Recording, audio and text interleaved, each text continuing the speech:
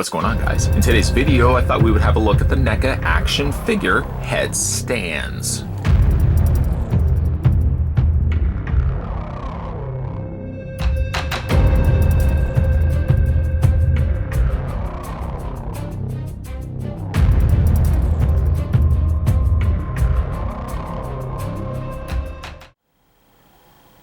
Looking for a neat way to display your action figures alternate head sculpts? These black plastic display stands come with a variety of connectors, making them compatible with the heads of most 6-inch to 8-inch sized action figures. Each of these stands, by the way, stands 3 inches tall, and as you can see here, you get 3 of them per pack. They are identical to one another. What you do get is a solid bottom base, wide enough actually that the heads aren't going to topple over.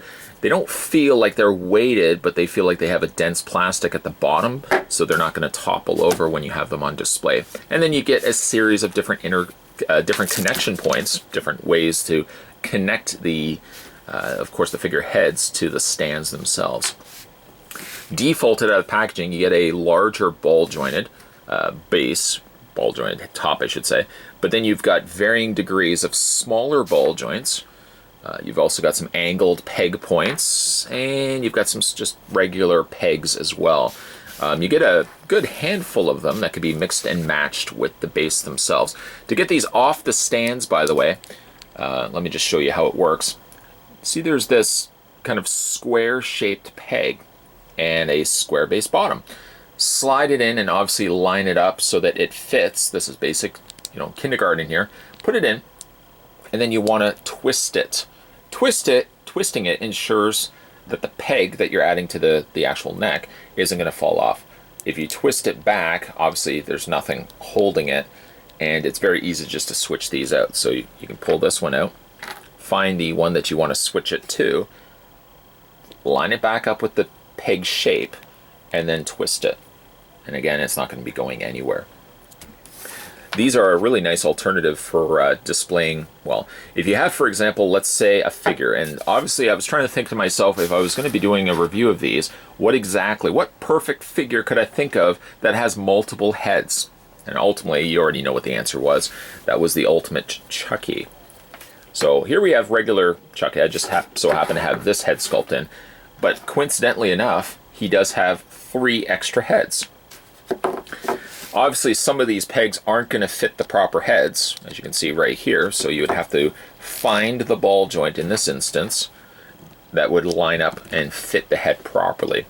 Now, you would obviously want to go with a larger ball joint than the neck cavity, and apply a little bit of pressure to get the head in place. You could simply use a smaller peg as well, so finding... Let's grab this one here. It's a little bit smaller. Twist that in place so it's not going to go anywhere. And you could attach the head on a looser section. So, I mean, basically, this is a permanent or less than permanent, but it would involve more effort to take this head off the neck here. This one here would just more simply rest on top, like so. And then you would have a much easier time of just swapping those out if you so wished. So there's a couple different routes that you can go. Bring the camera back a little bit. Again, taking your other head. I think for the purpose of, and I really want to use these moving forward for reviews, because a lot of times when I do figure reviews and I have interchangeable heads, you've seen enough videos to know that the heads just sit loosely all over the backdrop here. I think this would look a lot more polished for showcasing the alternate head sculpts if the figure does come with alternate heads. And I can just line them up like this, talk about the figure. I've got the alternate head sculpts here as well, and then go through them that way. Again, like these come in different peg formations. Some of them have angular pegs, some have straight out pegs, but they all attach the exact same way. Also getting these out of packaging too, I did notice that, I'm going to take this one here because it's the looser of the 3. I did find changing the pegs were easy, although the instructions, and by instructions there are no instructions, doesn't tell you how to change the pegs.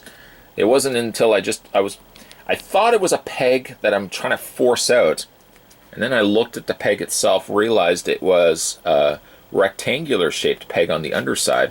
So then I realized, oh, okay, I would likely have to twist it to get it out. I know it's pretty simple logic, but maybe instructions could have also come included. At the very least, just something on the back that says to remove, twist, and then you'd be able to take the ball joint out, line it up obviously again, and then twist it to lock it into place. But you get three different well, not three different, you get three of the same base, neck, and then the adjustable pegs on the top there to fit whatever figure's heads you want to use. I see this as a perfect opportunity to add this to my existing review way that I'm doing things now. Because again, if I'm reviewing a figure, I can have now the means to display the heads instead of just simply having them, loose all over the place. But from a collection standpoint, this is also a good opportunity that if you really want to have all your figures on display, so say for example, if you want to have Chucky on display, you could put the alternate heads behind him, and then they're not relegated to having them inside the boxes. Because then it would have to, of course, say if you don't want to decide you want to change out Chucky's head, you don't have to go back to your storage where you keep the boxes.